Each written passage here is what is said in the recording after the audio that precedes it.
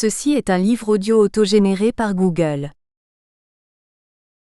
Première partie, monographie de la vallée de Jacmel. Avant d'en venir au vif du sujet, c'est-à-dire au phénomène du Grimaud, avant d'en arriver à notre démonstration et induire la société parallèle, nous paraît-il impérieux de préciser les conditions sociales de l'émergence de ce produit de l'imagination collective, de décrire dans la synchronie comme dans la diachronie la matrice de sa gestation. Car le mythe du Grimaud ne prend sens que lorsqu'il est réinscrit dans son contexte social, dans les rapports sociaux qui l'encadrent, dans l'univers partagé du territoire, des ressources, des croyances, des valeurs, etc. qu'il a vu naître.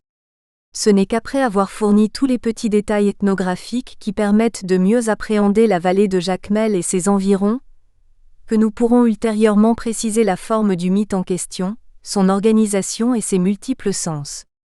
Cet exercice est non seulement utile à la compréhension des objets matériels et culturels qui habillent le décor scénique où se déroulent les différentes interventions du personnage à énigme, mais aussi il fournit le sens des codes utilisés tout au long des récits. C'est tout l'univers contextuel de l'espace d'énonciation que nous décrivons à travers cette humble monographie. Chapitre 1. Survol historique. Quelques repères historiques. La vallée de Jacmel est une région habitée bien avant la période nationale, 1804. Les colons français qui y résidaient en étaient très entichés, la plupart de ces localités portent d'ailleurs leur nom, Boursicot, Dade, Ridoré, Bourguignon, Lamotte pour ne citer que cela. Après l'indépendance, l'État y possédait 3 carreaux de terre sur l'habitation de Dufour, 15 autres carreaux demeuraient inoccupés. En 1840, la vallée comptait 134 habitations bien cultivées. À la fin du XIXe siècle, Sémexan-Rousier, 1892, nous la présente comme la 12e section rurale rattachée à la commune de Jacmel et cela dès le XVIIIe siècle. À la fin de ce siècle, la culture principale du vaste quartier de Jacmel fut déjà le café, le sucre arrivait loin derrière.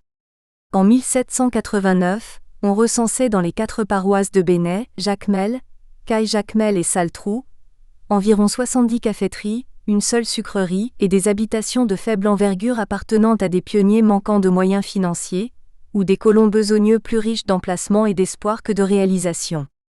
En ce temps-là, la vallée était limitée à l'est par la route de Benay, au nord par la 6e section Grande Colline de Grand Goave, à l'ouest par le chemin de crête de l'habitation Béros. Il existait seulement 2 sections rurales de la vallée connues sous les noms de 11e section La Vallée et 3e section La Vallée. La population de la ville de Jacmel s'élevait à 32 000 âmes, toutes baptisées, à peine si on comptait une centaine de protestants. Turnier 1982. Au tout début du XIXe siècle, à l'heure de la Révolution haïtienne, Jacmel s'avéra un enjeu méridional stratégique. Fondée en 1698 par la Compagnie de Saint-Domingue, sur la côte sud de l'île au fond de la baie creusée par la mer des Antilles à l'intérieur des terres du sud-est, la ville de Jacmel allait faire l'envie de tous les prétendants à la gouverne de la colonie. La construction du port de la ville, l'un des 4 ports ouverts par le général Leclerc après le débarquement des troupes françaises à Saint-Domingue, 1697, en fit la prospérité jusque dans les années 1930. De ce port partait sur des lignes de navigation allemandes, anglaises, françaises et hollandaises, le fameux café créole. On y embarquait également les écorces d'orange amère séchées à destination de Curaçao, et le triple sec ou coton indigène, concurrent redoutable du coton égyptien dans les filatures anglaises au cours de la seconde moitié du XIXe siècle. En raison de son importance économique et stratégique, en 1799, les généraux Toussaint Louverture et André Rigaud se la disputèrent. Au début de la guerre civile qui l'opposa à Toussaint Louverture, André Rigaud entreprit un soulèvement en espérant ainsi forcer Beauvais, alors commandant de l'arrondissement de Jacmel et neutre dans la querelle, à se rallier à sa position. Il ne réussit pas. Le chef de bataillon Boucard, de la demi-brigade de Faubert, fut chargé par Rigaud d'inciter la population locale à la révolte. Conflans, qui exerçait une grande influence dans cette section rurale, prit alors la tête du soulèvement que Beauvais parvint à étouffer. C'est le lieutenant de Rigaud, Alexandre Pétion, qui assura la défense de Jacmel. Les forces de Toussaint assiégèrent la ville en novembre 1799. Sa chute en mars 1800 garantit le triomphe de Toussaint. Pétion et Rigaud durent s'exiler en France. À la suite de l'évacuation de Jacmel en avril de l'année suivante, et après avoir traversé la vallée, les chefs de bande de La Montagne, La Fortune et Conil marchèrent sur Grand Goave où s'étaient retirés les Rigaudins. Après une guerre sanglante contre la France esclavagiste, le 1er janvier 1804, Haïti a rejoint le rang des pays indépendants. Débuta alors une longue période d'instabilité politique et de régression économique. Les grandes urgences du pays, notamment la question agraire, sont cependant restées insolubles. De plus, aidés par le commerce de bois précieux, l'absence de sources énergétiques alternatives au charbon de bois et des campagnes anti-superstitieuses, des vagues continues de déforestation et d'érosion ont déferlé sur l'ensemble du pays.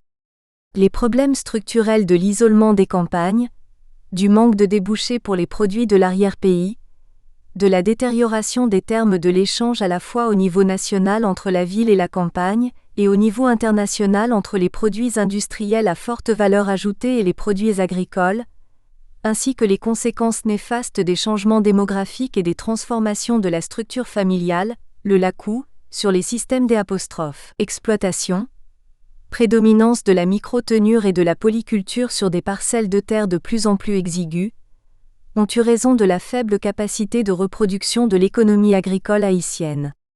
Pendant toute la période nationale, aucun plan de développement durable n'a pu être mis en œuvre afin d'assurer l'avenir du jeune peuple qui a fait la fierté de tout le continent noir en renversant à lui seul tout le système de domination coloniale et esclavagiste.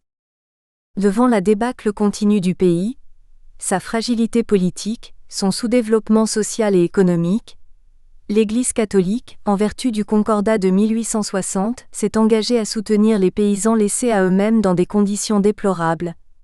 Le prêtre devait s'occuper de sa paroisse souvent populeuse et de plus jouer le rôle de médecin et même d'homme de loi auprès de ses fidèles.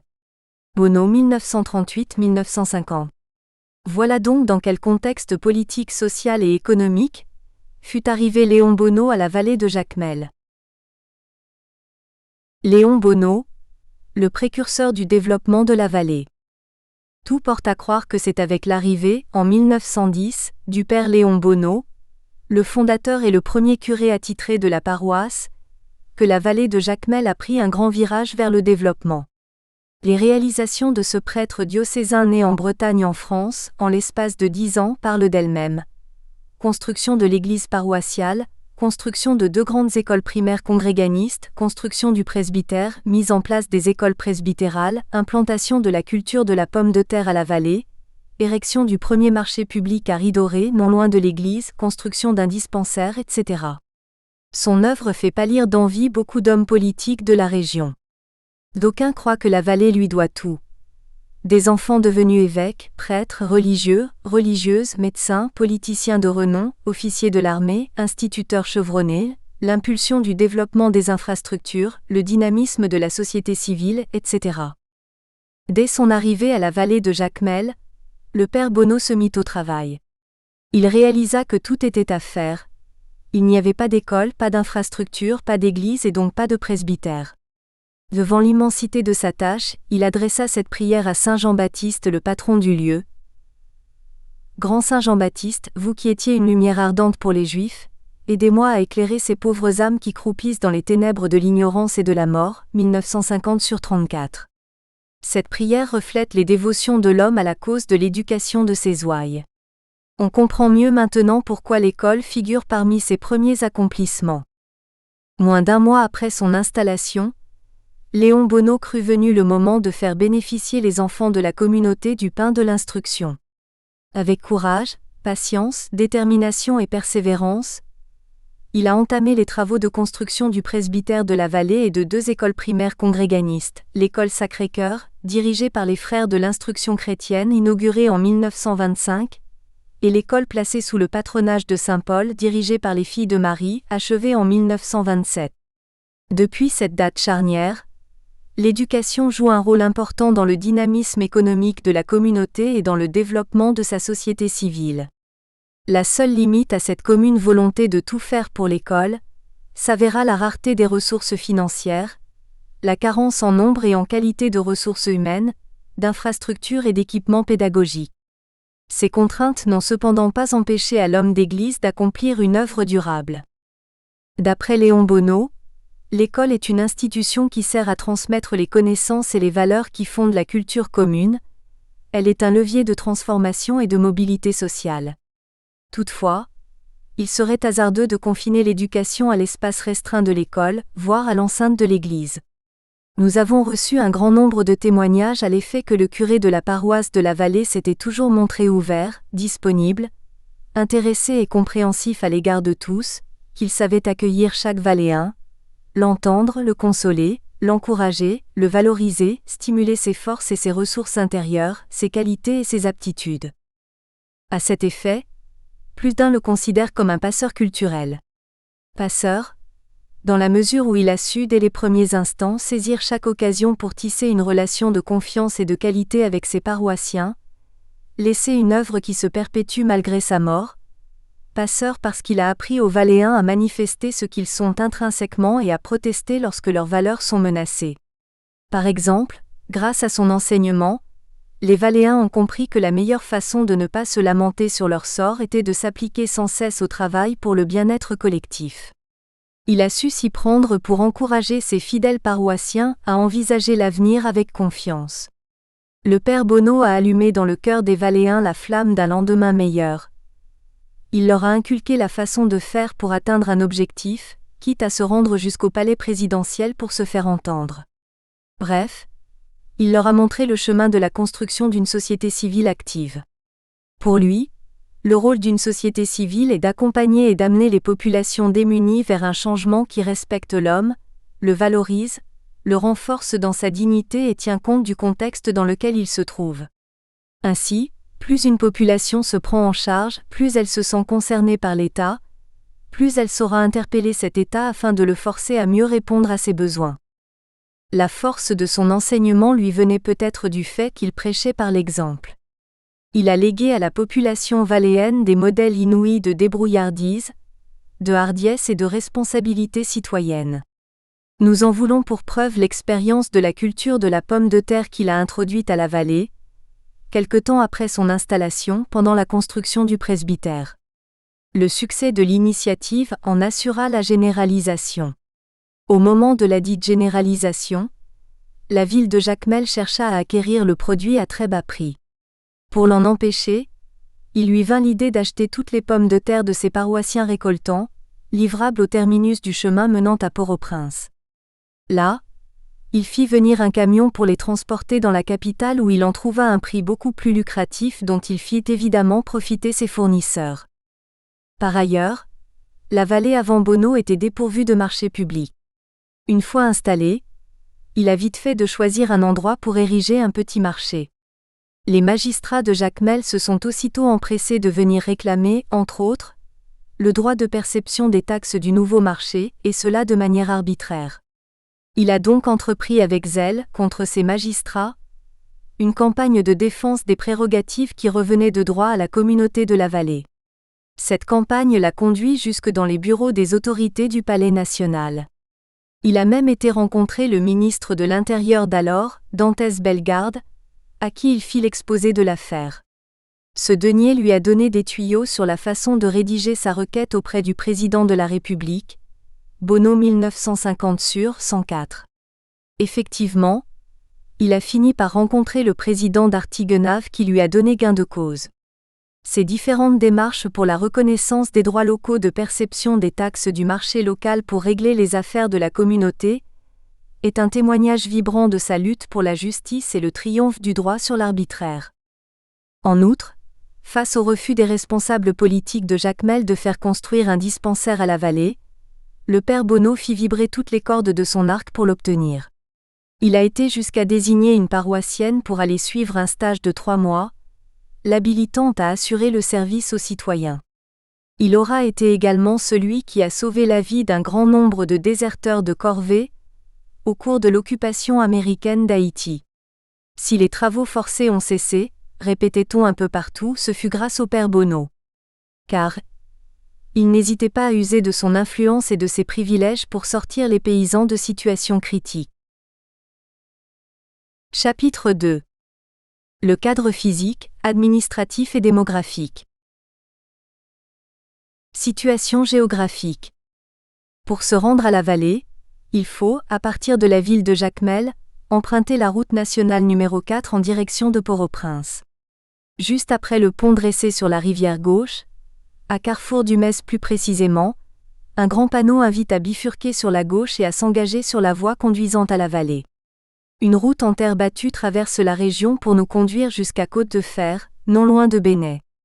Elle pénètre dans les terres basses d'une plaine plantée de bananiers, et s'étire nonchalamment jusqu'aux pentes verdoyantes à certains endroits. Il faut une bonne heure en voiture pour atteindre cette zone jalonnée de collines et de plateaux, perchée à 800 mètres d'altitude, autrefois centre de la culture de café de la région. La vallée de Jacmel est le chef-lieu de la deuxième circonscription de l'arrondissement de Jacmel, lequel comprend 4 communes, Jacmel, Caille-Jacmel, Marigot et La Vallée. Elle se trouve dans le département du sud-est d'Haïti, à environ 20 km de la ville de Jacmel. Elle est située géographiquement aux angles 72°40' de longitude ouest et 18°16' de latitude nord. Elle s'élève à 586 mètres au-dessus du niveau de la mer. Malgré cette altitude, son climat reste tropical, il varie du normal au frais suivant la période. Il s'agit là d'un climat fort propice à la culture de légumes, de fruits tropicaux succulents et de plusieurs variétés d'ignames, de patates douces, etc. Cette culture maraîchère lui fait d'ailleurs une réputation très enviable. De plus, la beauté du site et la douceur de son climat en ont fait, depuis la période coloniale française, un lieu de villégiature fort prisé de beaucoup de monde. Aujourd'hui, ces terrains se vendent à prix d'or.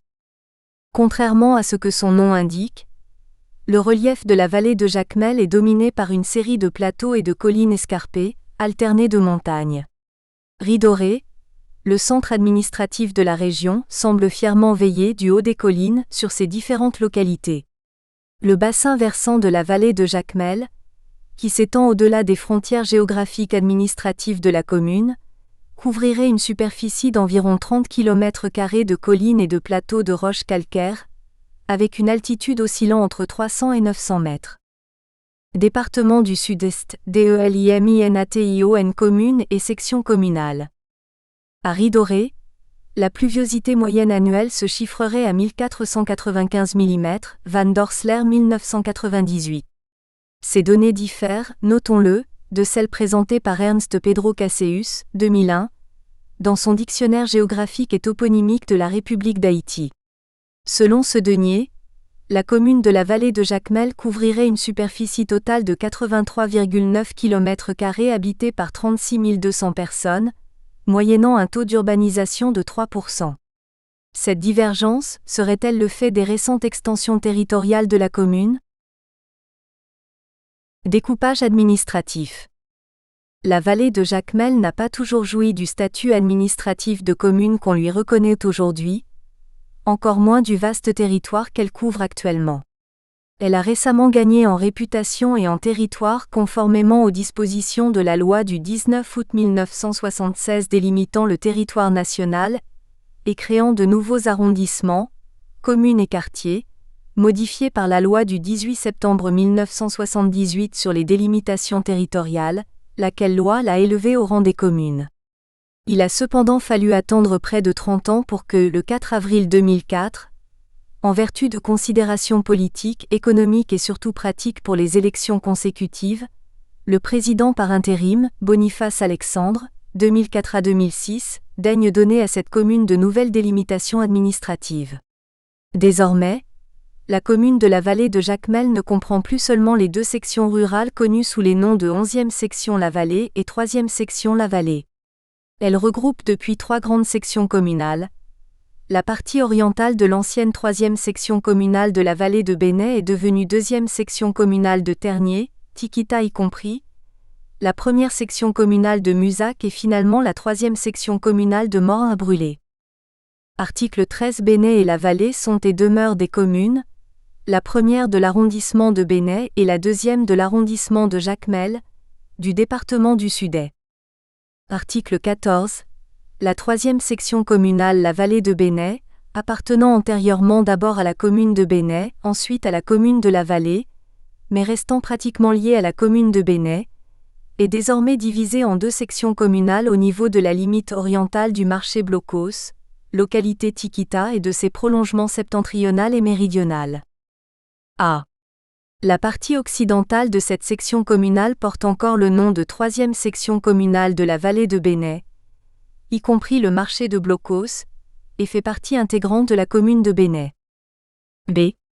La partie orientale de cette section communale s'appelle désormais deuxième section communale Ternier et fait partie de la commune de la Vallée. Article 15. La Vallée et Jacmel sont et demeurent des communes de l'arrondissement de Jacmel, du département du Sud-Est. Article 16. La 11e section communale La Vallée de Jacmel, appartenant antérieurement avant 1978 à la commune de Jacmel, continue à être rattachée à la commune de la Vallée sous le nom de première section communale Musac. Article 17. La 10e section communale Morne-à-Brûlé, appartenant antérieurement à la commune de Jacmel et se situant de l'autre côté de la Vallée, est rattachée désormais à la commune de la Vallée sous le nom de 3e section communale Morne-à-Brûlé. République d'Haïti 2005. Cette décision gouvernementale de corriger les anomalies dans les découpages territoriaux de certaines communes, sur la base du rapport du ministre de l'Intérieur et des collectivités territoriales, est cependant restée incomplète. En effet, aucune précision n'a été apportée quant aux délimitations géographiques de ces trois sections communales. Quoi qu'il en soit, parmi les nombreuses localités qui composent aujourd'hui la vallée de Jacmel, nous avons recensé Ridoré, Tikita, Bouc 18, Ternier, Tambouy, Nanfourneau, Teuf, Parc-à-Roche, Duré, Glil, Bouchereau, Bouquet-Palmiste, Bélande, Calamotte, Dade, Cajeune, Dumola, Desplanty, Musac, Terre-Blanche, Trouzombi, Quérette, Lauture, Grand-Platon, etc. Finalement, la décision du gouvernement, en 1976, d'élever par un décret la vallée de Jacmel au rang de commune, habilite désormais les Valléens à choisir leurs propres magistrats et leurs propres représentants à la Chambre des députés. Situation démographique.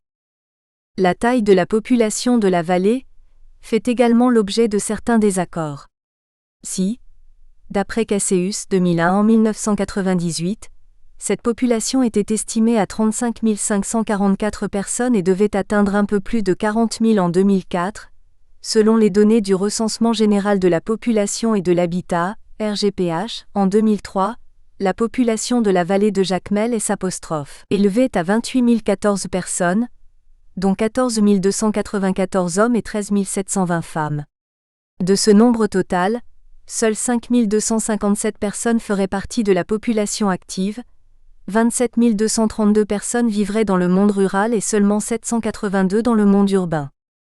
La pyramide des âges de la population construite à partir des données du recensement de 2003, figure 1, montre clairement que la population valléenne, à l'instar de celle du pays dans son ensemble, se caractérise par sa jeunesse. Plus de 50% des gens seraient âgés de moins de 20 ans, et moins de 10% auraient 65 ans et plus. Cette pyramide des âges confirme la faiblesse de l'espérance de vie à la naissance des Haïtiens, même à la vallée de Jacmel. Elle attire également notre attention sur 3 générations, 2 qui seraient nées entre 1963 et 1990, et une qui serait née entre 1934 et 1938. Ces 3 générations présenteraient des creux démographiques significatifs, qu'une étude ultérieure gagnerait à élucider. Les pistes que nous dégageons ici, mouvements migratoires, taux de mortalité, n'ont qu'une valeur exploratoire. La structure des âges de la population valléneuse indique par ailleurs un ralentissement du rythme de croissance démographique dans la région à partir de la fin des années 1980. En effet, la taille des cohortes quinquennales semble diminuer de manière continue et significative du groupe des 10 à 14 ans à celui des 0 à 4 ans. Finalement, il semblerait que la cadence de l'urbanisation de la vallée de Jacmel soit assez faible. En effet, le taux d'urbanisation calculé à partir des données du recensement de 2003 s'élève à environ 2,8%. Rappelons qu'au niveau national, ce taux s'est accru de 15 points de pourcentage, passant de 24,5% au recensement de 1982 à 40,4% à celui de 2003, et cela moyennant un taux de croissance urbaine annuel de 4,7% entre 1982 et 2003, Bidegain et Rousseau SD. Cela dit, contrairement à ce qui se passe dans tous les départements du pays où la vitesse de croissance urbaine s'est accélérée, à l'exception du sud, le rythme de l'urbanisation semble avoir ralenti à la vallée. Si les données de Caseus sont exactes, en 2001, le taux de croissance urbaine à la vallée se chiffrait à 3%. Caseus 2001. Figure 1-bas pyramide des âges de la population de la vallée de Jacmel, 2003. Source IHSI, RGPH 2003. Chapitre 3. Les infrastructures. Le trajet Jacmel-Port-au-Prince. Avant l'inauguration de la route de l'Amitié, l'ancienne route reliant Jacmel à Port-au-Prince portait le nom de route liquide.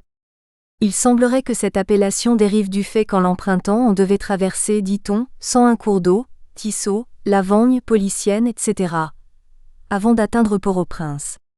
Cette route avait la réputation d'être longue, cahoteuse, poussiéreuse et très dangereuse. Elle passait à travers les municipalités de Fauché et de Troing. La route liquide.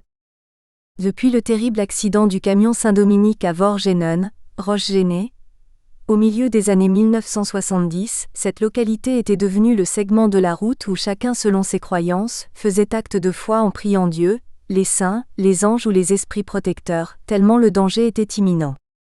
Comme son nom l'indique, la route longeait au milieu de deux rochers avec des falaises des deux côtés. Pour faciliter le passage des véhicules, on avait coulé un béton de la largeur d'un camion pour relier les deux rochers. À cet endroit, il n'y avait de place que pour les roues des voitures et rien de plus. Toute manœuvre était donc calculée, pas de place à l'erreur, tout croisement était carrément impossible. À l'approche de cet endroit pour s'annoncer, tout chauffeur devait klaxonner un grand nombre de fois. Il fallait être un chauffeur chevronné pour traverser cet endroit sans frémir. Foc ou te bon chauffer pou W passe Tissot, répétaient souvent les passagers. En saison pluvieuse, un voyage pouvait durer plus qu'une journée.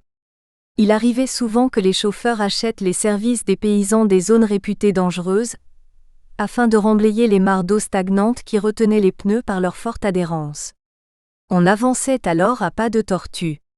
Au croisement d'un autre camion, c'était aussi le moment d'échanger des informations sur l'état de la route.